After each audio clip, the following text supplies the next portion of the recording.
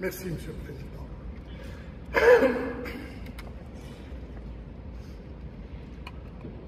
J'aurais aimé ne pas avoir à prendre la parole en cette heure tardive, alors que vous avez déjà clôturé le débat général de notre Assemblée générale.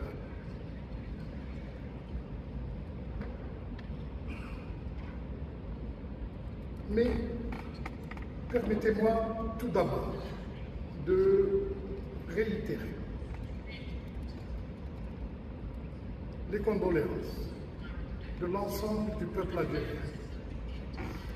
et sa solidarité avec le peuple marocain frère pendant cette douloureuse épreuve qu'il traverse à la suite du séisme dévastateur qui l'a affecté au début de ce mois. Permettez-moi aussi de renouveler, une fois encore, notre disponibilité à apporter une aide humanitaire et totalement désintéressée aux populations éprouvées par cette catastrophe naturelle.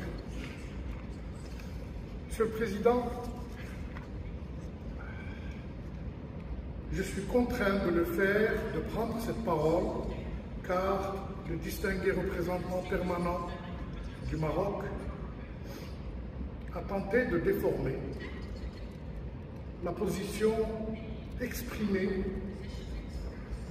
par le président Tebboune dans son adresse à cette Assemblée mardi dernier.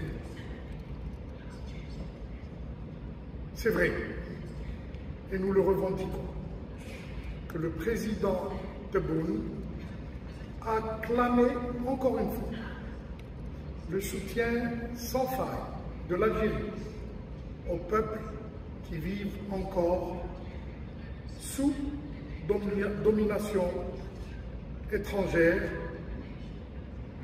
Mais quand donc comprendra-t-on que notre soutien à la quête de libération des peuples encore sous domination coloniale tire son origine et sa raison d'être dans notre histoire et dans notre lutte de libération nationale. Chacun son camp.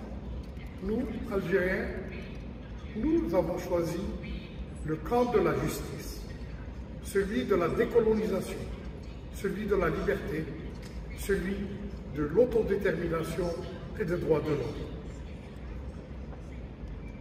Cet engagement s'applique naturellement en faveur de la cause du peuple sahraoui, qui attend depuis maintenant près d'un demi-siècle que l'ONU lui rende justice, que l'ONU applique finalement la déclaration 1514 sur l'octroi de l'indépendance aux pays et peuples coloniaux. Faut-il rappeler, Monsieur le Président, qu'en 1975, ce territoire du Sahara occidental a été d'abord dépecé, puis partagé, oui, je dis bien partagé, entre le Royaume du Maroc et la Mauritanie. 3 ans plus tard, enfin, il a été complètement occupé par le Royaume du Maroc. Les Nations Unies ont bien tenté de faire appliquer le droit international en créant la MINURSO. La MINURSO, c'est la mission des Nations Unies pour l'organisation d'un référendum au Sahara occidental. Cette mission demeure toujours sur le territoire du Sahara occidental comme un témoin de la volonté de la communauté internationale de mettre un terme à l'occupation et d'organiser une consultation libre et transparente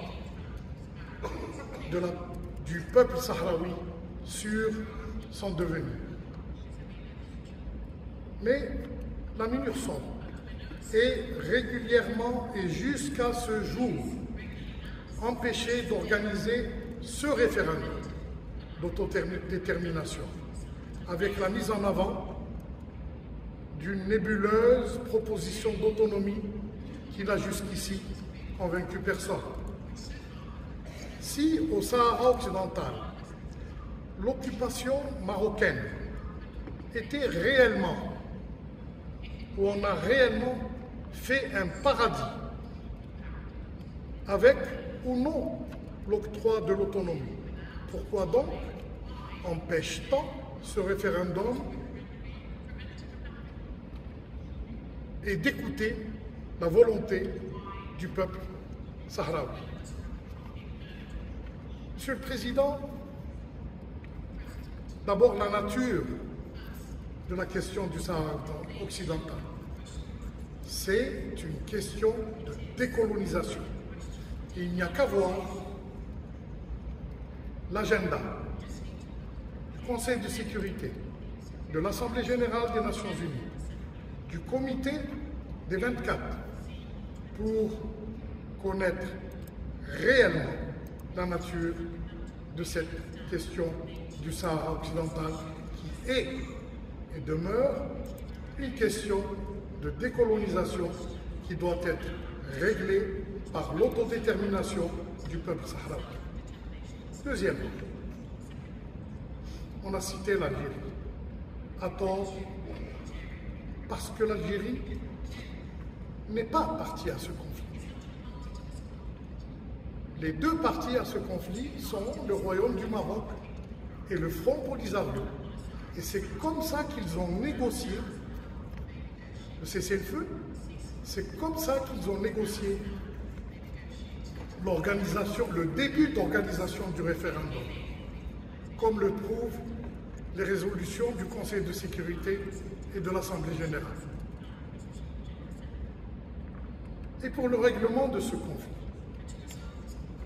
la communauté internationale, et cela est prouvé par les documents qui circulent au niveau des Nations unies,